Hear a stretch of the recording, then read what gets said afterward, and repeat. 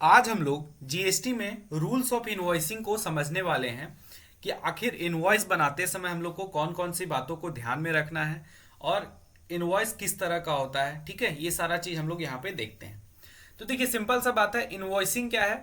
Invoicing बोलता है in GST it is very necessary to be aware of the rules of invoicing as invoicing is an important aspect of tax compliance for every business. मतलब क्या है? Invoicing क्या है? एक मतलब important tax compliance है फॉर एवरी बिजनेसेस। जितना भी बिजनेस है वो क्या, इनवॉइसिंग उसके लिए एक इंपॉर्टेंट क्या है, कंप्लायंस है। बोलता है कि in the GST there are two types of invoices, है ना, विल बी इशूड। मतलब जीएसटी में दो तरह का इनवॉइस जो है वो क्या होता है, इशू होता है। पहला क्या है, टैक्स इनवॉइस होता है, और दूसरा बिल ऑफ सप्लाई होता है। अब हम लोग समझते हैं कि टैक्स इनवॉइस क्या होता है, कब इशू करना होता है, और नेक्स्ट समझते हैं बिल ऑफ सप्लाई क्या होता है, कब इशू करना होता है। तो सबसे पहले हम लोग समझते हैं टैक्स इनवॉइस क्या होता है। तो बोलता है when a registered taxable person, क्या, when registered taxable person supplies taxable goods और सर्विसेज। मतलब कि जो रजिस्टर्ड पर्सन है अगर वो टैक्सेबल गुड्स और सर्विसेज का सप्लाई कर रहा है तो a tax invoice is issued. उस टाइम उसको एक टैक्स इनवॉइस इशू करना पड़ेगा। The tax invoice must be issued before or at the time of removal of goods. मतलब टैक्स इनवॉइस कब इशू करना है, या तो मटेरियल रिमूव मतलब मटेरियल छोड़ने से पहले, सप्लाई करने से पहले, या तो eight the time of removal. और हम लोग को और क्या ध्यान देना है, सर्विस के केस में क्या है, आपको या तो जब सर्विस दी है उसी समय जनरेट कर दी, या तो विद इन 30 डेज आपको ये सर्विस में इशू करना पड़ेगा।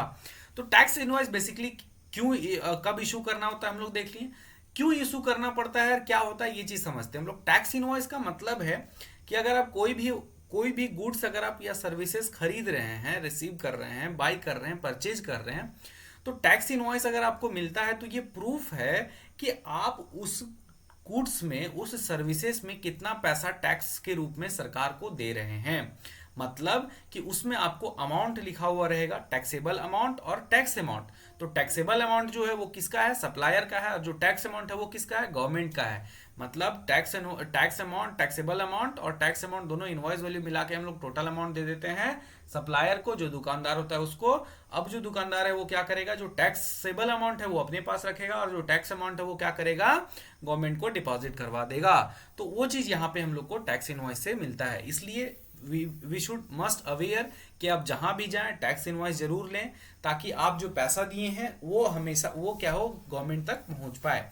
तो ये चीज हम लोग को यहाँ पे ध्यान रखना है। अब क्या है, सैंपल ऑफ टैक्स इनवॉइसेस हम लोग को यहाँ पे ध्यान क्या रखना है कि टैक्स इनवॉइस कैसा रहता है। अब अगर आप कहीं पे अकाउंटेंट है कुछ भी है तो कैसे बनाना चाहिए, तो वहां पे ये चीज आपको हमेशा ध्यान में रखना चाहिए कि क्या क्या इंपॉर्टेंट टर्म्स है जो कि यहाँ पे देखना चाहिए। अभी क्या है, टैक्स इनवॉइस है। टैक्स इनवॉइस में क्या है, सबसे हेडिंग में टैक्स इनवॉइस लिखना मैंडेटरी है। ठीक है, टैक्स इनवॉइस लिखा हुआ होना चाहिए। उसके बाद सबसे फर्स्ट में होना चाहिए क्या, जीएसटी आईएन होना चाहिए, किसका, सप्लायर का, जो मटेरियल सप्लाई कर रहा है उसका नाम होना चाहिए, उसका एड्रेस होना चाहिए, उसका स्टेट होना चाहिए, और टैक्स इनवॉइस का सीरियल नंबर होना चाहिए, और डेट ऑफ इनवॉइस होना चाहिए। उसके बाद क्या है, जो रिसीवर है जिसको हम लोग मटेरियल सप्लाई कर रहे हैं उसका डिटेल होना चाहिए। ठीक है ना। अब यहाँ पे देखिए, बिल टू शिप टू का भी डिटेल होना चाहिए। एक तो नॉर्मल हो गया। नॉर्मल का मतलब अगर मान लीजिए कोई राम है और राम मेरे पास आए कि मटेरियल दीजिए, हम सप्लायर हैं, तो हम डायरेक्ट उनको दे दिए। बिल टू और शिप टू में उन्हीं को दे दिए, बिल भी उन्हीं को है, शिप भी उसी को करेंगे। शिप टू का मतलब क्या होता है कि मटेरियल कहाँ पे डिस्पैच होगा, मटेरियल कहाँ पे पहुंचेगा।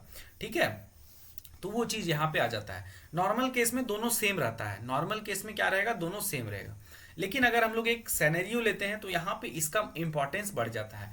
लेट सपोज अगर कोई मेरे से जो, अगर कोई मेरा रिसीवर है, कोई अगर मतलब जो परचेज करेगा मेरे मटेरियल, ठीक है, हम सप्लायर हैं, तो जो रिसीवर है वो क्या करेगा, वो बोलेगा भैया हम आपसे तो मटेरियल खरीद रहे हैं, लेकिन ये मटेरियल हम मेरा भी मतलब मेरा भी एड्रेस कहाँ है।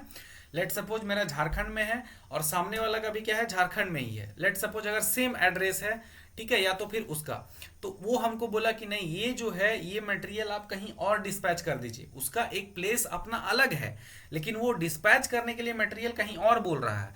तो देखिए, बिल टू में क्या हो जाएगा, उसका एड्रेस जहां पे है, जहां से वो मेरे को ऑर्डर दिया, वहां का एड्रेस और उसका सारा डिटेल आ जाएगा बिल टू में। और शिप टू में कहा आ जाएगा, जहां पे मटेरियल डिस्पैच होगा, जहां पे मटेरियल डिलीवर होगा, वहां का उसका पूरा डिटेल शिप टू में आ जाएगा। ये मैंडेटरी है, ये चीज ध्यान देना।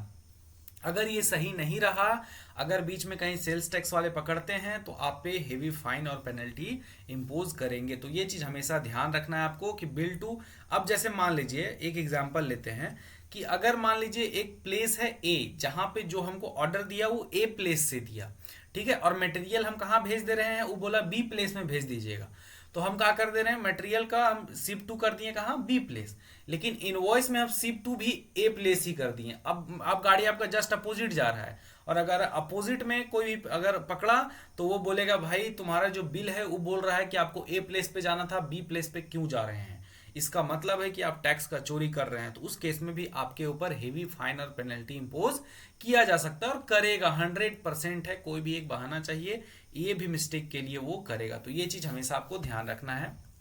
उसके बाद यहाँ पे टोटल डिस्क्रिप्शन होना चाहिए मटेरियल का या सर्विस का, उसका HSN SSC कोड होना चाहिए, उसका क्वांटिटी होना चाहिए, उसका रेट होना चाहिए, उस पर CGST SGST IGST जो भी लगा हुआ वो होना चाहिए, इनवॉइस वैल्यू होना चाहिए टोटल टैक्सेबल वैल्यू के साथ। उसके बाद क्या है, अगर रिवर्स चार्ज में इनवॉइस इशू किया गया है तो वहां पे लिखा हुआ होना चाहिए कि amount of tax subject to reverse charge. तो ये चीज यहाँ पे आपको ध्यान रखना है। तो ये पूरा का पूरा हम लोग देखें टैक्स इनवॉइस के बारे में। अब हम लोग समझते हैं बिल ऑफ सप्लाई के बारे में कि आखिर ये बिल ऑफ सप्लाई क्या होता है। देखिए, बोलता है when the supplier is not allowed to levy and any tax, hence a tax invoice can not be issued, therefore a particular document called bill of supply is issue, and a bill of supply need not be issued when the value of goods or services supplied is less than ₹100। चलिए अब इसको हम लोग समझते हैं। सबसे पहला बात कि देखिए, टैक्स इनवॉइस हम लोग कब इशू करते हैं, जब हम लोग को टैक्स कलेक्ट करके गवर्नमेंट को जमा करना पड़ता है। लेकिन बहुत सारा केस ऐसा होता है जहां पे हम लोग को टैक्स कलेक्ट करने का पावर नहीं है, तो वहां पे, अब वहां पे क्या है, वहां पे तो हम टैक्स इनवॉइस इशू नहीं कर सकते हैं। तो उस केस में हमको क्या इशू करना होता है, बिल ऑफ सप्लाई इशू करना पड़ता है।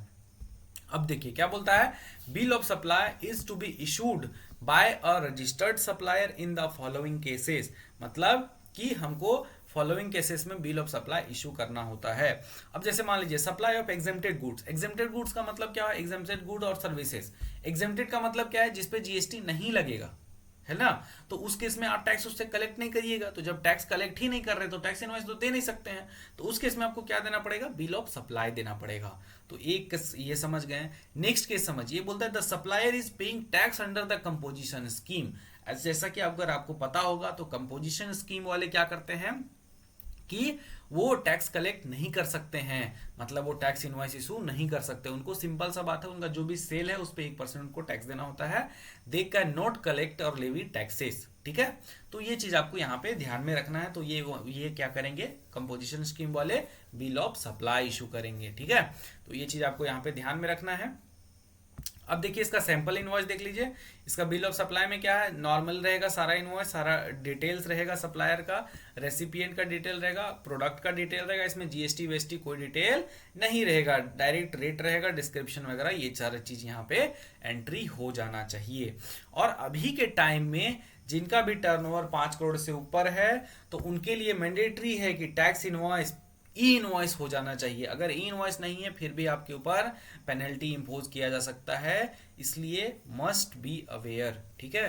थैंक यू सो मच, उम्मीद करते हैं आपको ये वीडियो समझ में आया होगा, ठीक है। टॉपिक अच्छा था, थैंक यू सो मच।